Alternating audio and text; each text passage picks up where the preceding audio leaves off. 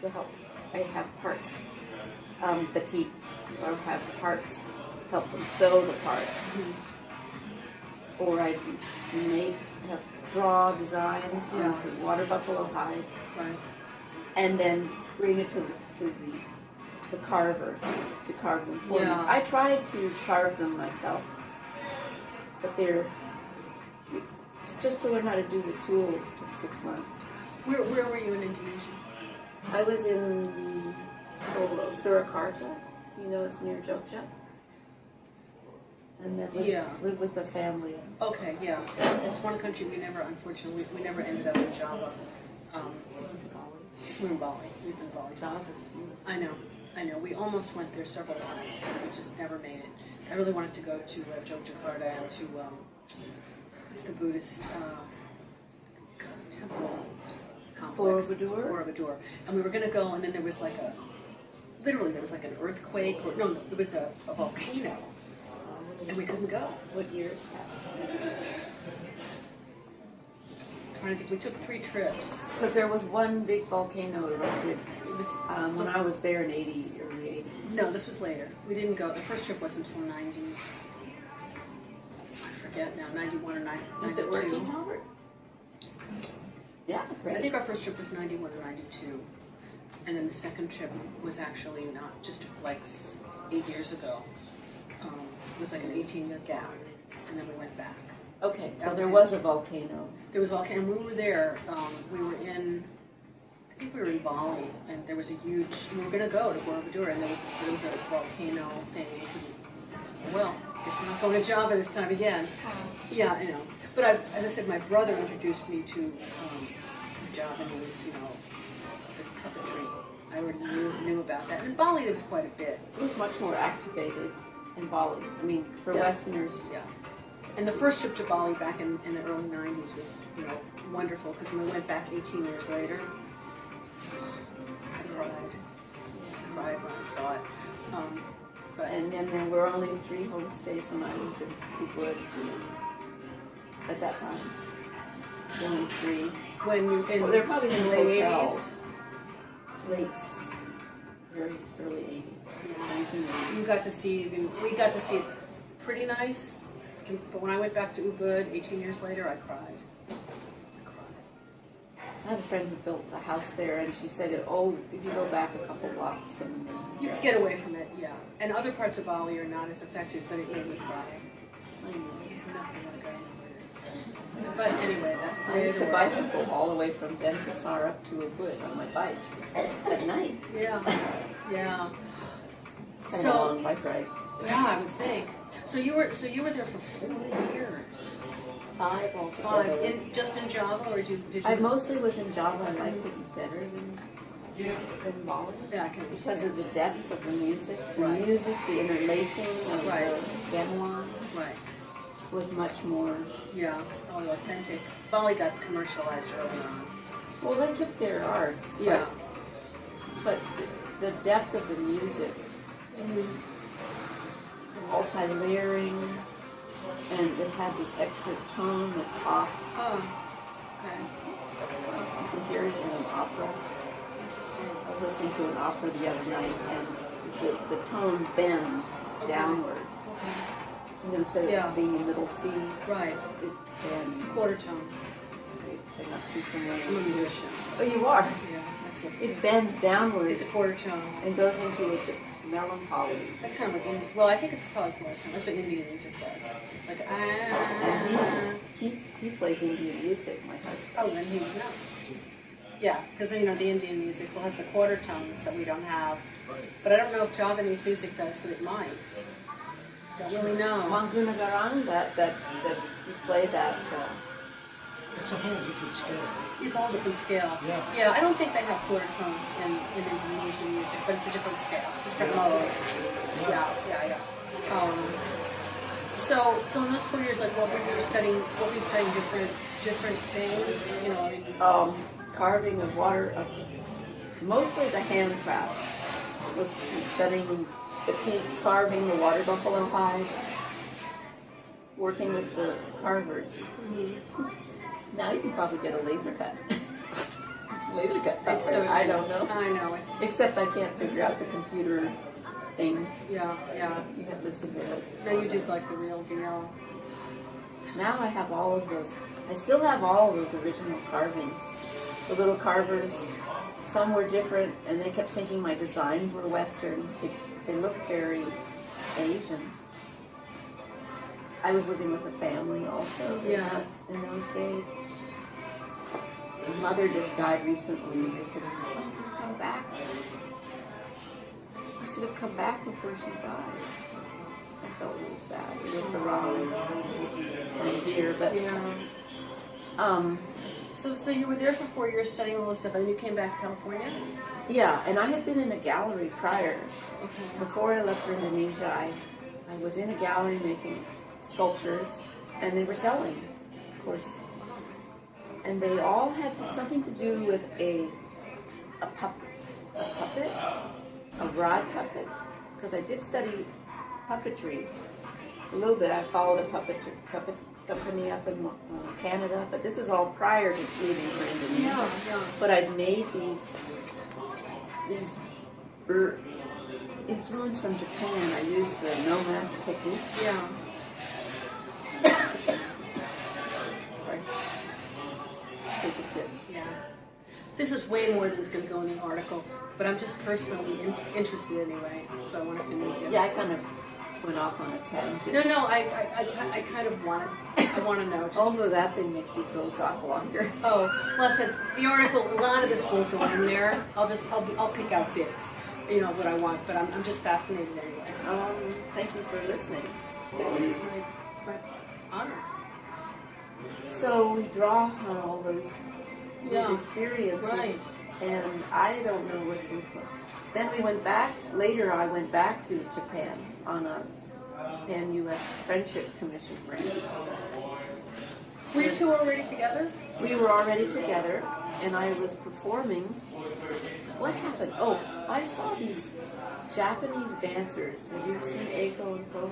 Did you ever see No. the Buto dancers? I think I actually went online when I was watching some of that. You can see it. She's a beautiful video she did in a church where she's acting as like a haunted, like a ghost in a church. She becomes the spirit in the church. Ooh. What's her name? Eiko and Koma. Eiko and Koma. You could just Google it. Eiko and Koma? Yeah. And so that let me see that I was trying to meld performance. I was making still sculptures, but they needed an episode. They weren't that link between no theater and movement, because I needed these things to act, to come to have and I'd seen rituals, and even though the performance has nothing to do with ritual unless you project it into it. Right. And since then, we did go to a Korean monodrama it's called, and all of the shamans some of them are very performative, and they would do a show. They would do a solo performance using paper cutouts and things, and then they'd go off on their tangents. And so I was in that maybe 15 years ago. Okay. It's a festival. Oh, in this country? In Korea. Oh, Korea. Okay. It was in Korea. Right. Instead of doing puppetry, they had these monodramas. And they invited artists from all over the world, and their own artists, a lot of them were these performing shamanistic, the white dresses, and they do all paper things. Yeah. So, but the Buto was a link for me to be able to maybe perform these things. Well, isn't That I make. Isn't no theater that also? No theater, they have individual artisans make the silks, make the masks. Right. Then they have dancers perform the dances, and they're very stylized shapes. The dances are maybe designed after constellations. I don't know, but they're a route you have to take between the four pillars. Oh, okay. And I only studied it lightly. I didn't become no. Right. I guess, By chance, I studied some chanting with the no. I mean, when I watched a little bit of the no and a little bit of the Buto, and I'm not an expert in either of them, but they both were movement. So it made me think that you had gotten some inspiration from both of them in terms of doing movement. But Then I was living next to a school in Java. I'd see a lot of these dances that they have curled. yes. And it was fascinating to me how Asian dance, you could really be in one position. You don't have to leap into the air. Like Hawaiian dance, it's their movement. Right. Their movement. It's very slow. In the Balinese, the eyes, the neck. Those guys are fast though. Punctuating, they're matching the music. Yeah. Every da, da, Oh, okay. the gamelons Right. doing Yeah. ba ba da, da, da, da. Yeah, and they've got the little eye movement and the little neck, and it's pretty amazing stuff. The Javanese music dancers don't do any of that. They just Oh. move to Oh, their eyes are cast downward, I didn't know that. but they also look into nothing. They're not looking at anything. It's just like this. Yeah, I didn't know that. Interesting. So, and actually, this is just a sidebar, but They wear masks. well, not in Bali. Bali, they wear masks. A lot of them don't. The women. Not, they have a whole group. Yeah, There's an a lot of them- additional mask dance. There's mass dancing definitely, but a lot of them don't. Yeah. This is just a sidebar. It's just for my own because you work for Bill Baird. Just tell me how did Why did I do that? or how did that? Because it's funny because my brother worked for him too. That was my effort trying to chase after puppeteers. And I went up, Red Puppet I was going to study Yeah, with. I Red was Puppet, just yes. coming, They were wild. I was just out of college. So I came back to college after Japan and I wasn't fitting in anymore with my group. Everyone was graduating and Yeah. had studied traditional arts, which still shows in my work because I didn't get that conceptual graduate school to get really conceptual. Maybe it gets into this higher thing, but it still remained handcraft for me, from which my springboard into the other realm. Yeah. But I mean, working for someone like But Bill Bill Baird Baird, is it was completely a workshop, and there was another guy in the class who later had the marionettes in France. There's a marionette. There's a big school of puppetry in France. Okay. In south of France, they do it. School of puppetry. Okay. And he was Roland Polanski. I think his name is pretty fancy. And we liked each other for a while. But I was just a workshop, and so I learned how to make scholastic masks and do the puppetry, but I wasn't quite very good. It was just around the corner from where I was living. So I was Interesting. learned how to make one of the puppets and manipulate them. Yeah.